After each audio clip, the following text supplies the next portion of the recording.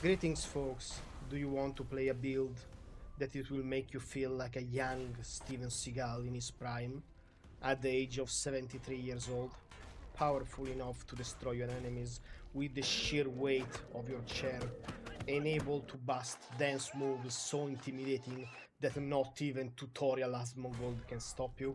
Just look at him, weak, skinny, and bold. He didn't even make it to shore, just like a flipped turtle flailing around to regain balance. Well then, welcome to another maximum penetration guide.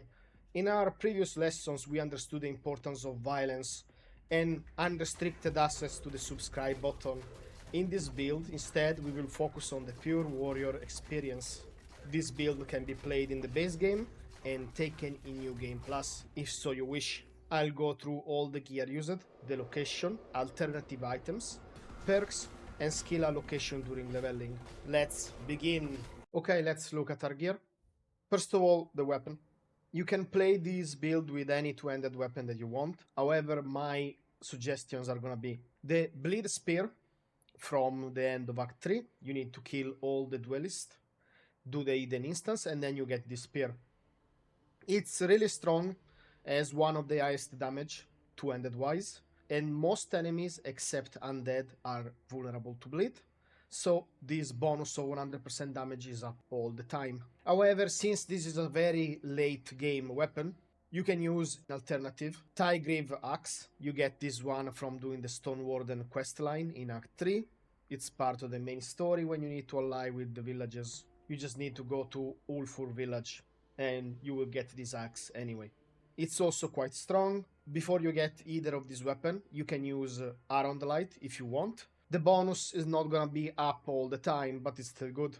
You can even play around in sort of like in a berserker way when you have more health. In that case, you will need to change some items, but Iron Light is quite viable. In Act 1, I suggest you to use Swain Battle Axe as one of your first weapons. It's quite strong, very low requirement. Afterward, you can get Spinebreaker, and then you can even craft yourself an Ulfur Ceremonial Axe by doing the quest for the Barbarian Camp. You will need to choose the blacksmith, and when you do this axe, you need to craft two, because afterward you lose the recipe. So one for the quest and one for you. For relics, you can use literally anything you want. I went with raw F relics. This one is from the blacksmith questline in the Barbarian Camp. You need to finish first blacksmith quest in the Keeper's Keep in Act 1. In alternative, you can use status effect relics. You can get yourself burning relics. That is also possible from gambling with random items. Because after all, this is a fire conversion build. We use Heart of Flame. You will be able to inflict burning. Heart of a Flame comes in Act 3. Before you can get yourself Heart of a Flame, you can use a Stone Warden Talisman. You can craft yourself one, or even Amulet of a Novice Ogre Hunter in Act 2, you can get this one quite easily. However, I prefer Heart of a Flame on this build because this way we can apply 2 dots on most enemies quite easily. For gloves, I'm gonna give you only one suggestion. In my opinion, Dual Knight's gloves from Abigor in Act 1 are quite good. It's amazing leveling gloves, not super high stats requirement because it's an early item, will help you a little bit with stamina sustain when your crit is a little higher, and will boost your melee damage. For back item, I highly suggest crafting yourself a winged Cavalier backplate when you get in Act 3.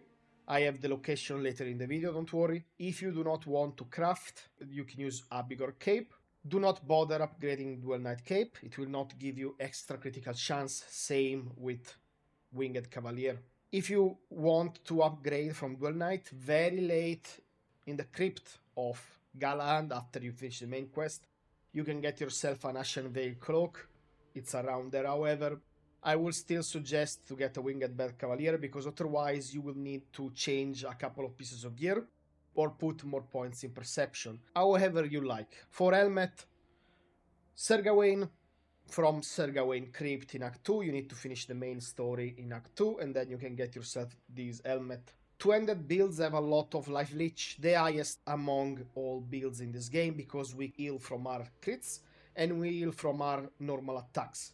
So keeping yourself at 90% is quite easy. Of course, if you are planning to use Iron Light, Sir Gawain is not ideal. In that case, you can use another type of helmet. You can even use Lancelot, full Lancelot with armor on the light, that is also possible. If you do not want to use Sir Gawain because you're fixing your crit, you can use Crow. Crow is an excellent helmet. You get Crow by doing the Morrigan questline. For the helmet, you either finish the entire questline and you get this one in Act 3, or if you side with Vidar, this item will be dropped by a mini boss that will ask you to kill in Act 1. Whatever you want, that is up to you. This build doesn't use crow pieces, just to make it more simple stat-wise during leveling, but still. For chest, Lancelot. If you do not want to use Lancelot, you can use Gawain. They're both good.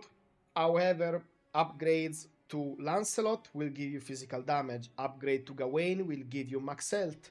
For pants, this is literally a no-brainer. Warborn will also come when you get your fire amulet, so you don't need to get out of your way to do this. And since we stack strength on this build, Warborn is amazing because we meet the requirements. In alternative, because of course I need to give alternatives, you can go with Lancelot, not super recommended, but you can. You can go with Crow. You can use Fledglings from the Morrigan questline if you side with Self. You will get these pants. They're good if you miss crit. For boots, again, similar option. I went with Lancelot. If you want, you can go with Gawain. Same reason as the other items. Upgrade to Gawain will give you more health. You can use Crow, and before Crow, you can use Fledgling. For rings, they have to be crit ring, in my opinion, because otherwise you will miss out on a lot of crit. So this is the baseline of the build. Okay, let's look at our stats. These are my final stats. Until you have like the New Game Plus rings, crit is gonna be a little lower, but in Act 3 you will hit 80%, which is the baseline that you need, because with the other perks that we take, we're gonna get that 100% during combat. As you can see, we are stacking strength and endurance on this build. The reason why there is more points in endurance is because we convert endurance in physical damage. However, I will still put points in strength because we want to have max stamina as well, because our two-handed attacks before you get your spears consume a lot of stamina. And having a decent health pool, in this case we have 738, we could have done more. For example, we could have gone pure endurance and get even more health. Will help us against enemies that retaliate, which there are not many, but still. Okay, I will quickly allocate points based on leveling to make it easier for you. We're gonna start with 6 points in strength and 6 points in endurance. This is the requirement to use the Abigor set, the duelist set pieces. You can use all of them. I would not advise to use all of them because this build will be a medium armor setup. But regardless of what items you use, 6 strength, 6 endurance. We're gonna boost up that strength to 12. This is the requirement needed to use the ceremonial axe if you want it, or other items will also have a similar strength requirement. In Map Genie, linked in the description in Act 1, you can literally filter for all the two-handed weapon. Act 1 has a lot of weapon that you can use, so you don't have to use my suggestion. If you think that something is funny, just go ahead. Afterward, 10 points in endurance, 15 strength, 15 endurance, 10 dexterity, 8 perception. These are the requirements for all your gear, and they're very balanced. The only issues with this setup is that your crit is gonna be a little lower during leveling, but the build is solid. As soon as you can switch to your Lancelot, just use it. Remember, this is a two-handed build, so be careful you do not face tank stuff, especially if you're playing veteran. Unless, of course, you want to pop a lot of food and healing, because you can chain consume 10 foods at stacks at the same time, at least for now. I don't know if the devs are planning to nerf that in the future. Afterwards, I will still advise for 15 points in perception. However, before you do that, if you want to use Tigwin Axe, you need to put this one at 18. Same with Iron Light, you will need 18. And afterward, you just allocate point as you want. Okay, let's quickly allocate our skill point based on leveling. We're gonna start in strength, max godly physique, brutish fighter, practicality, 1 point in burning armor, 1 point in inner strength. We go back in strength, 3 points fury without fatigue, 3 points unstoppable force, 3 points in mighty blow. Then Executioner and Weapon of the Great Theft. We go in Perception, 1 point in Extra Lucky, 1 point in Critical Cascade. We go in Practicality, 1 point in Armored Skin, 3 points in the Best Offense, Max Born in Armor. We go back in Strength, 1 point in Unstoppable Impact, 1 point in Dominating Presence. Max Enduring Strike, so we get our Life Leech. Then we're gonna put 3 points in Perpetual Swing, and Max Giant Grace. As soon as you lock Red Death, this depends on you, the difficulty that you're playing. Max Plague Warden. Note, if you start New Game Plus, after the tutorial, you will lose access to Red Death and you will be refunded the points that you put there. So keep this in mind. Crying Pain, maxed. Long Regret, maxed. 1 point in Grief to enemies, 2 points in Whipping Success, and 2 points in dealing damage generate extra stacks. Then we go in Practicality, Exploitation of Affliction. Points here will depend when you use your Fire Amulet, okay? Because this is how you put your stacks. 2 points in Stacking Peril. So with Stacking Peril, the Bleed and the Fire, once you have your final spear, you will have everything working together. We go in Perception, max Extra Lucky. You can max Extra Lucky earlier if you feel that your crit is too low. That is a personal choice. 1 point in Respite and Cruelty, 2 points in Critical Aegis, Bloodthirst, max go for the eyes, Respite and Cruelty, 2 points in Deep Wounds. We go back in Red Death, Give In and Give Up, max here, and Hold Back Tears. We go in Endurance, we put 3 points in Increased Vitality. We go in Practicality, 1 point in Healthy Appetite, 1 point in Rejuvenation, 1 point in All-Mother Blessing, % extra health. We go back in Practicality, max Armored Skin, 3 points in Potent Poison. We go in Attack Speed, Onslaught, maxed. As usual, this is another defensive layer you can take earlier or not, if you like it. I'm talking about Temporal Slip. You start to sprint in combat, you crouch, you slow time for 2 seconds, no cooldown or anything. Extremely effective to dodge projectiles and fight some annoying enemies. You can even take this one in Act 1, it's mainly up to you how you like to play. Then we go in Endurance, 1 point in Frequent Exercise, 1 point in Gaining Momentum, back into the fray, Exploit Weakness. Let's finish with Respite. Deep Wounds maxed, just in case. Swift and Fierce. And that is pretty much the build for you. Now I will show the location of all the items in this build.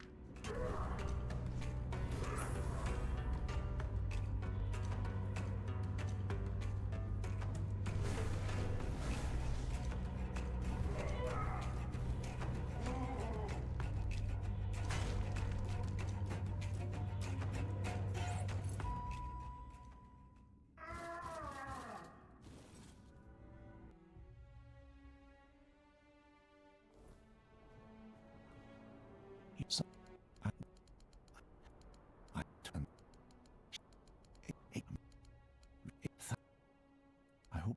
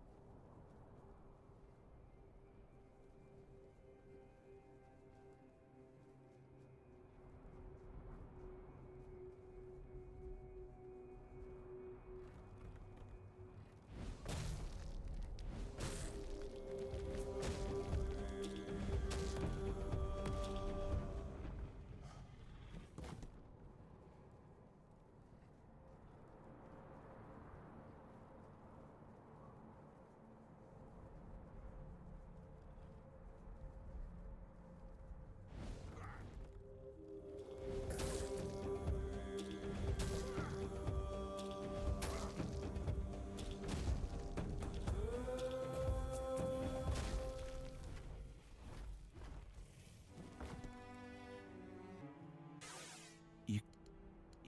Oh, you. Won't we?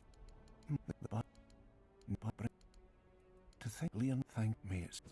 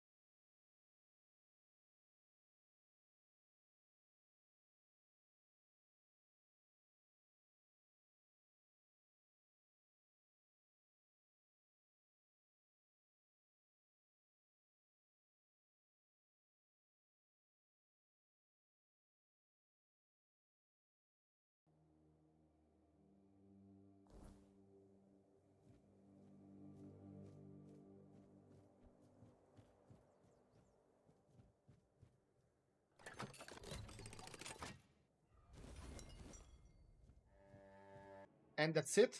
Thank you for watching if you got this far. If you enjoyed this video, please consider leaving a like and maybe even subscribing for more gaming content. If you have any questions or doubts, let me know in the comments below. I apologize for some clips having no audio. That's because I am a boomer when it comes to tech. So uh, you think you do everything perfect, but you always forget something. So it is what it is. Have fun playing Tainted Grail, and I will see you in the next video.